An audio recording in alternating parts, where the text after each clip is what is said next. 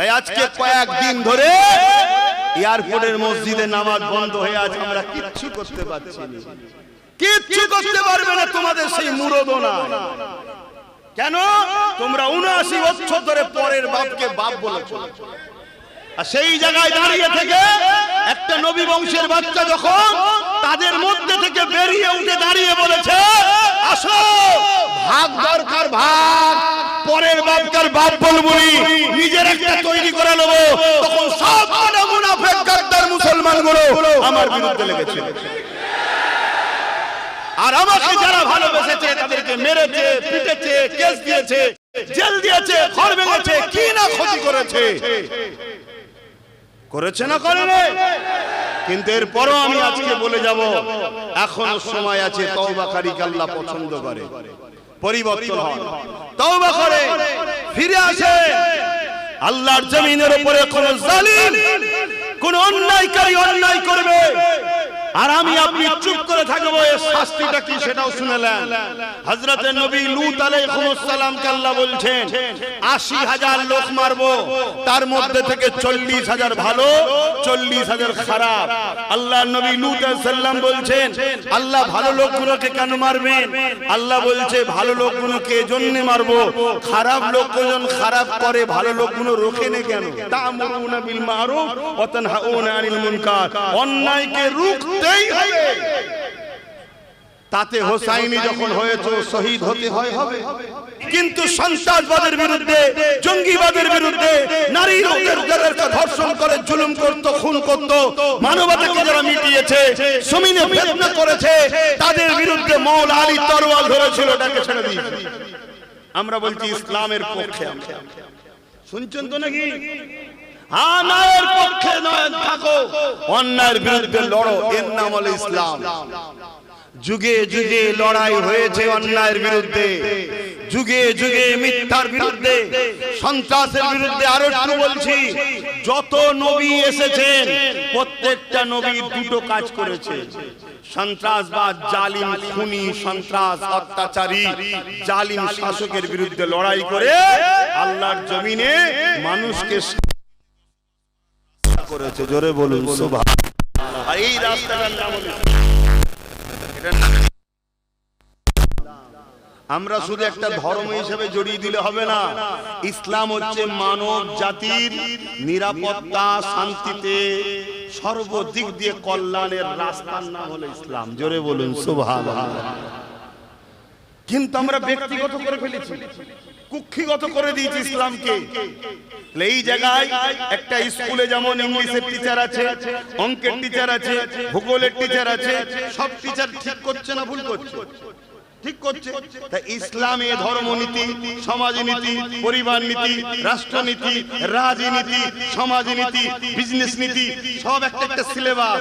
তাহলে একটা হুজুর এসে রোজালে বলেছে, একটা হুজুর এসে নামাজলে বলেছে, একটা হুজুর এসে সংসারলে বলেছে, একটা হুজুর এসে বিজনেস পলিসি বলেছে, একটা হুজুর এসে রাজনীতির কথা বলেছে, তখন মুসলমানদের বুকে ব্যথা হয় কেন? হুজুর রাজনীতির কথা বলবে কেন? তাহলে ধ্বংসটা আমরা নিজের ইসলামকে করছি না করিনি? কথা বলে, ধ্বংস নিজেরাই করছি। আমরা মুসলিমদের দলে, জালিমদের দলে নয়। আমরা মার খেয়েছি যুগে যুগে, আজও খাচ্ছি, আগামীতেও খাবো, কিন্তু মারতে আমরা রাজি নয়। বলুন আলহামদুলিল্লাহ। কেন? মার খাওয়াওয়ালাদের সাথে আল্লাহ থাকে। অবশ্যই মার খাওয়ার পরেও কিন্তু একটা আশ্চর্যের বিষয়, যেটা শুনলে অবাক হবে, বিজয় কিন্তু যুগে যুগে আমাদের হয়েছে, আগামীতেও আমাদেরই হবে। জোরে বলুন সুবহানাল্লাহ। এটা কিন্তু অন্যদের নয়, এটা আমাদের, এটা আমাদের মুখাদ্দার, এটা আমাদের নসিবে লেখা আছে। যুগে যুগে বিজয় হকবাদীদের হয়, হোসাইনিদের হয়, ইনসাফ পরায়ণদের হয়, মানবতা প্রেমিকদের হয়, ন্যায়ের পক্ষে যারা তারা হয়। এক কথায় মুহাম্মদ আরবি সাল্লাল্লাহু আলাইহি সাল্লামের গোলামদের জন্যই আল্লাহ বিজয় দিয়েছে। জোরে বলুন সুবহানাল্লাহ। কিন্তু আমরা জালিমদের দলভুক্ত নয়, আমরা সন্ত্রাসদের দলভুক্ত নয়, আমরা খুনিদের দলভুক্ত নয়, আমরা নারীদের উপরে জুলুম করে অত্যাচার করে রেপ করে তাদের দলভুক্ত নয়, আমরা দেশদ্রোহী গাদ্দারদের দলভুক্ত নয়, যারা দেশের টাকা চুরি করে পালায় সেই গাদ্দারদের সাথেও আমরা নাই। কি আছেন নাকি? যারা দেশের খবর বিদেশে পাচার করে ওই রকম গাদ্দারদের সাথেও আমাদের সম্পর্ক নাই। আলহামদুলিল্লাহ বলেন। হ্যাঁ, আমাদের উপরে জুলুম হয়, যুগে যুগে আমাদেরকে টার্গেট করা হয়েছে, হচ্ছে, হবে। আমাদের মসজিদে অনেকের অ্যালার্জি হয়, আমাদের মাদ্রাসার অনেকে বুকে পেন হয়, কিন্তু অন্য কারো কিছুতে আমাদের সমস্যা আলহামদুলিল্লাহ কোনোদিন হয়নি। বলুন সুবহানাল্লাহ। কেউ যদি সূর্যের পিছনে ছোটে তাও আমাদের অসুবিধা নাই, চাঁদের পিছনে ছুটলেও আমাদের অসুবিধা নাই, কিন্তু আমরা গরিবকে খাওয়াই, অনেক জালিমদের বুকে ব্যথা হয়। আমরা এতিমদের ভালোবাসি, এতিমদের পড়াশোনার ব্যবস্থা করি, এতে অনেক সন্ত্রাসদের বুকে পেন হয়। তাদের বুকের ব্যথা থাক, সারা জীবন জ্বলবি, পরকালেও জ্বলবি। আলহামদুলিল্লাহ আমাদেরকে আল্লাহ একটু পরীক্ষা নেয়, কতটা ভালোবাসি, একটু লাড়া দেয়, তারপরে আবার ঝড় যেমন থেমে যায়, সব দাঁড়িয়ে রয়ে যায়, আমরা দাঁড়িয়ে থাকি, আবার বিজয় আমাদের জন্যই আল্লাহ দেয়। জোরে বলুন সুবহানাল্লাহ। আমার ইমাম পাক যে কুরবানি দিয়েছে, এই কুরবানি হযরতে সাইয়্যিদুনা ইব্রাহিম আলাইহিস সালাম নিজের বাচ্চাকে দিতে গিয়েও কিন্তু এই কুরবানি দিতে পারেন, যে কুরবানি ইব্রাহিমের আওলাদ সাইয়্যিদুনা হোসাইন পাক দিয়েছেন। জোরে বলুন সুবহানাল্লাহ। তাই কারবালা ইমাম হোসাইন পাক বলেছিলেন, নানা জান সৈয়দ ইব্রাহিম আলাইহিস সালাম, আজ দেখুন আপনার আওলাদ আল্লাহর খুশির জন্য পুরো পরিবারকে কুরবানি করে দিল। জোরে বলুন সুবহানাল্লাহ। তা সেই কারবালার ইতিহাস সংক্ষেপে একটু বলবো। আর আমার মনে হয় প্রত্যেকটা মসজিদে, এটা আমার মনে হয়, আমি কাউকে জ্ঞান দিচ্ছি, কেন আলেমদের ঘরে আমি কি জ্ঞান দেবো, আমি ছোটখাটো মানুষ। আমার মনে হয় প্রত্যেকটা ইমাম, প্রত্যেকটা আলেম, প্রত্যেকটা বুজুর্গানে দ্বীন, প্রত্যেকটা পীর, প্রত্যেকটা মুর্শিদ, প্রত্যেকটা আমির, প্রত্যেকটা শায়েখ, প্রত্যেকটা হযরতের এখন মনে হয়, এখন এই মুহূর্তে যা সময় এসেছে, পিরিয়ড যা চলছে, প্রত্যেকটা মসজিদে, খানকাতে, জলসাতে মনে হয় কারবালাকে বেশি করে উম্মতকে শোনানো দরকার। কেন হুবহু মিলছে কারবালার সঙ্গে এখনকার ইতিহাস, হুবহুব চলছে, তাই মনে হয় এই জাতিকে জানানো দরকার। তাই মুহররমের মাসও চলছে, সংক্ষেপ সময় কারবালা নিয়ে হয়তো আমার পূর্বে যেসব উলামারা আলোচনা করেছেন, কারা কারা আলোচনা করেছেন আপনারা ভালো জানেন, কর্তৃপক্ষরা আরো ভালো জানে, তেনারা হয়তো আলোচনা করেছে। তবে আমি সংক্ষেপ সময় একটু বর্তমান সময়কে সামনে রেখে কারবালার গুটি কত কথা বলার আগে আমার হোসাইন পাক কে, আমার হোসাইন পাক তিনি শুধু জান্নাতি এমনটা নয়, জান্নাতে যাবে তিনার ফায়সালার উপরও নির্ভর। জোরে বলুন সুবহানাল্লাহ। অর্থাৎ জান্নাতি যুবকদের সরদার হলেন হোসাইন পাক। জোরে বলুন সুবহানাল্লাহ। আপনি যদি এজিদে মুসলমান হন, আপনি কি হোসাইন পাকের সঙ্গে জান্নাতে থাকতে পারবেন? একটু হ্যাঁ কি না বলবেন। আপনি যদি হোসাইনি মুসলমান হন, তাহলে আপনি জান্নাতে হোসাইন পাকের সঙ্গে থাকবেন। তো হোসাইনি মুসলমান কারা, এজিদি মুসলমান কারা, একটু সেটাও বলবো। তো ইমামে হোসাইন পাক তিনি শুধু জান্নাতের সার্টিফিকেট পেয়েছে তা নয়, জান্নাতের সার্টিফিকেট তারা সাহাবারা পেয়েছে। এক মহিলা রাসূলুল্লাহর কাছে এসেছেন, হুজুর আলোচনা হচ্ছে, আপনি ওয়াজ করেছেন, নবী আলোচনা করেছে যে বুড়ো বুড়িরা জান্নাতে যাবে না। মহিলা কাঁদছে, হুজুর আমি কেন যুবতী বয়সে মারা গেলাম না, আজ আমার জান্নাত যাওয়া হবে না। আল্লাহর নবী বললেন, মা তুমি কেঁদো না, তুমি জান্নাতে যাবে। জোরে বলুন সুবহানাল্লাহ। ওই যে বললেন তুমি জান্নাতে যাবে, ওটাই হলো এই মহিলার জন্য সার্টিফিকেট জান্নাতে যাওয়া। জোরে বলুন সুবহানাল্লাহ। কেন মুহাম্মদ আরবি জবান থেকে বেরিয়েছে, মুখ রাসূলুল্লাহর কথা আল্লাহর কথা, বুঝছেন? কিন্তু আমি রাসূল বোঝাতে চেয়েছি জান্নাতে যারা যাবে আল্লাহ তাদেরকে যুবক আর যুবতী সুরাত করে পাঠাবে, বুড়ো বয়স থাকবে না। আল্লাহ ক্ষমতা আছে তো নাকি? আল্লাহ সেই ক্ষমতা তিনি যুবক যুবতী করিয়ে পাঠাবে। আপনি জান্নাতে যাবেন, বুড়ি হালে যাবেন না, তখন যুবতী হয়ে যাবেন। জোরে বলুন সুবহানাল্লাহ। জান্নাতের সার্টিফিকেট এরকম অনেক সাহাবারা পেয়েছে, আসারে মুবাশশিরা সাহাবারা খাস আমভাবে আরো অনেকে পেয়েছে। কাব বিন রাবিয়া বলে একজন সাহাবী আছে, তাকেও রাসূল জান্নাতের সার্টিফিকেট দিয়েছে। কথা বুঝে আসছে? এরকম আরো অনেক আছে। আমি যেটা বলতে চাইছি, সাইয়্যিদুস শুহাদা, যত শহীদ আছে শহীদদের সরদার হযরতে সাইয়্যিদনা ইমামে হুসাইন পাক আলাইহিমুস সালাম রাদিয়াল্লাহু তাআলা তিনি জান্নাতের যুবকদের সরদারের লিডারশিপের সরদারের সার্টিফিকেট পেয়েছে। জোরে বলুন সুবহানাল্লাহ। আচ্ছা, এই গ্রামে যদি দুটো ফুটো মস্তান দুনিয়ার কারো সাহায্য নিয়ে দুদিনের পাওয়ারের জোরে যদি একটা ধর্মীয় জলসা করতে দিতে না পারে, ক্ষমতা যদি তার থাকতে পারে,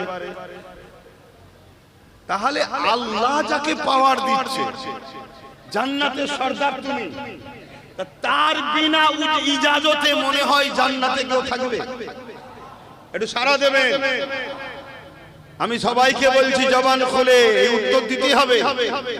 ইমাম হোসেন পাকের ইজাজত ছাড়া জান্নাতে কেউ থাকতে পারবে মনে হয়? তাহলে আপনি হোসাইনি মুসলমান না এজিদি মুসলমান? কারা কারা হোসাইনি কষ্ট দেবো হাত তুলে দেখান। হাত লম্বা করে তুলুন। আল্লাহ হাত যদি সত্য হয় কবুল করুন, বলুন আমিন। তো হোসাইনি মুসলমান যখন, তাহলে তো শহীদের তামান্না রাখতে হবে। বলুন, হোসাইনি মুসলমান যখন, গরিব দরদি হতে হবে, ইনসাফ পরায়ণ হতে হবে, ন্যায় পরায়ণ হতে হবে, এতিম দরদি, বিধবা দরদি, জমিনের উপরে আসমানের নিচে নানা রাসূল পাক সাল্লাল্লাহু আলাইহি ওয়াসাল্লামের যে দ্বীন ইমাম হোসেন রেখে গেছে, ওই দ্বীনের পক্ষে দাঁড়াতে হবে। সন্ত্রাসের বিরুদ্ধে, জুলুমের বিরুদ্ধে, খুনিদের বিরুদ্ধে, জঙ্গিবাদদের বিরুদ্ধে, আতঙ্কবাদদের বিরুদ্ধে, সমাজ বিরোধীদের বিরুদ্ধে তোমাকে তো লড়তে হবে। তাতে যদি তুমি শহীদ হও, এই বাসনা তামান্না তোমার তো রাখতে হবে, তবেই তো তুমি হোসাইনি। শুধু দাবি করে হাত তুলে দিলে হয় না। আমিও ভারতীয়, তুমিও ভারতীয়, সবাই বলছে ভারতীয়, তারপরও আই কার্ড, ভোটার কার্ড, ইটা কার্ড, উটা কার্ড, প্রমাণপত্র লাগে না? লাগে না? কথা বলো, দলিল লাগে। আমি বলছি ভালোবাসি বললে হবে না, দলিল দিতে হবে, প্রমাণ দিতে হবে। বেলাল গোপনে গোপনে আল্লাহকে ভালোবেসেছে, আল্লাহ জানে, কিন্তু বেলাল তোমাকে পরীক্ষা দিতে হবে। তাই উমাইয়ার কাছে বেলালের গোপন খবর আল্লাহ জানিয়ে দিল।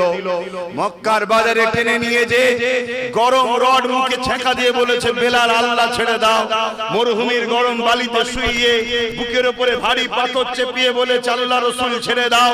বেলাল বলেছে, জালিম, তোদের জুলুমের এতটা ক্ষমতা নাই যে আমার প্রেম আল্লাহ ও রাসূলকে বার করে নেবে দিল থেকে। জোরে বলুন সুবহানাল্লাহ। আমার কষ্ট হচ্ছে ঠিকই, কিন্তু এই কষ্ট থেকেও অনেক বেশি কষ্ট আল্লাহ ও রাসূল ছাড়া থাকা। তাহলে আল্লাহ পরীক্ষা নেবে না তোমায় আমায়? কথা বলো। তাহলে তুমি যদি হোসাইনি মুসলমান হও, তাহলে আজকের এজিদদের বিরুদ্ধে তোমায় দাঁড়াতে হবে। আপনি ভাববেন আজকে এজিদ আছে, কে বলেছে না? সেদিনের এজিদ কলমা পড়তো, সেদিনের এজিদ নামাজ পড়তো, সেদিনের এজিদ নবীর দ্বীনের উম্মত দাবি করেছে, কিন্তু সেদিনের এজিদের পিছনে ইসলামের প্রকাশ্য দুশমনদের ভেতর থেকে সহযোগিতা ছিল। আজকেও এরকম এজিদ আছে না? না, নামাজ পড়ে, কলমা পড়ে, নবীর দ্বীন মানে বলে, কিন্তু ইসলামের প্রকাশ্য দুশমনদের সহযোগিতা নেয়, তাদেরকে সহযোগিতা করে। এরকম এজিদ আছে না?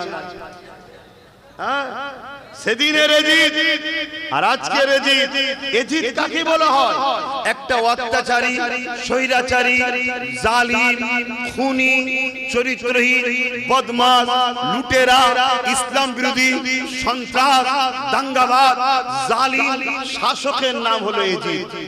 আজকেও যদি কোন শাসক অত্যাচারী, খুনি, চরিত্রহীন, জালিম, বদমাইশ, অত্যাচারী, দেশদ্রোহী, ইসলাম বিরোধী, জানবে আজকের এজিদ। শুনছেন তো নাকি? আপনাদের মাইন্ডে যদি থাকে যে কারবালা শুধু ইমাম হোসেন পাকের সাথে হয়েছে, এটা আপনি ভুলে দুনিয়ায় বাস করছেন। ইমাম হোসেন পাক হলেন মডেল। যুগে যুগে কারবালা হবে, হোসাইনের ভূমিকা কি হবে? ৭২-এর ভূমিকা যা ছিল। আর এজিদের ভূমিকা কি হবে? ২৫,০০০-এর ভূমিকা যা ছিল। এটা একটা মডেল তৈরি হয়েছে। এই মডেলটা আল্লাহ দুনিয়াকে দেখিয়ে দিয়েছে যে যুগে যুগে এজিদ থাকবে, যুগে যুগে এজিদের বিরুদ্ধে যারা লড়বে তারাই হবে হোসাইনি। হজ করেছে, নামাজ পড়ে, পাগড়ি আছে, দাড়ি আছে, টুপি আছে, এতিমদের দুশমনদের সাথ দেয়, বিধবাদেরকে জুলুম করে যারা তারা সাথ দেয়, ইসলামের দুশমন, কোরআনের দুশমন, মানবতার দুশমনদের সাথ দেয়। মনে রেখে দিয়ে এ হাজি, এ নামাজি, এ এজিদি মুসলমান, এ সুন্নি নয়, এ হোসাইনি নয়, এ এজিদি মুসলমান। আর তোর হাজি রেখে দিকে যা, এজিদের দলে ১৩,০০০ হাফেজ আলেম মুফতি ছিল যারা জাহান্নামী। শুনছেন তো নাকি? কত কত? ১৩,০০০, ৩,০০০ মুফতি ছিল, ৩,০০০ হাফেজে কোরআন ছিল, ৭,০০০ আলেম ছিল। তা আজকে যদি ২-৫টা মুফতি এজিদের সাথ দেয়, এতে আশ্চর্য হবার কিছু নেই তো। আজকে যদি ২-৪টে মুফতি, মাওলানা, হাফেজ, আলেম, পীর, পীরজাদা আজকের এজিদের সাথ দেয়, এতে আশ্চর্য হবার কিছু নেই। এটাই তো পরীক্ষা আল্লাহ। তোমাকে দেখতে হবে আমি কোন দিকে আছি। ইসলাম কি? ইসলাম কি বলুন? আমরা তো জানি ইসলাম মানে নামাজ, ইসলাম মানে রোজা, ইসলাম মানে দাড়ি, ইসলাম মানে টুপি, ইসলাম মানে মসজিদ বানাও, ইসলাম মানে ঈদগাহ বানাও, ইসলাম মানে মাদ্রাসা বানাও। আমরা তো মনে করি এইটুখানি ইসলাম। অবশ্যই এগুলো ইসলাম, কিন্তু এগুলো থেকেও ৭৫% বড় কাজ আরো আছে, যেগুলো আমরা ছেড়ে দিয়ে বসে আছি। ইসলাম দাঁড়িয়ে আছে তা'মুরুনা বিল মারুফ ওয়া তানহাউনা আনিল মুনকার। যেমন একটা ট্রেন যায় দুটো পাট্টির উপর দিয়ে, ইসলাম যায় দুটো পাট্টি, দুটো রাস্তার উপর দিয়ে, দুটো দিক আছে। তা'মুরুনা বিল মারুফ ওয়া তানহাউনা আনিল মুনকার। অন্যায়কে মিটিয়ে ন্যায়কে প্রতিষ্ঠিত করার নাম হলো ইসলাম। জোরে বলুন সুবহানাল্লাহ। আমরা নামাজটাকে ধরে রেখেছি, মুসাল্লাটাকে ধরে রেখেছি।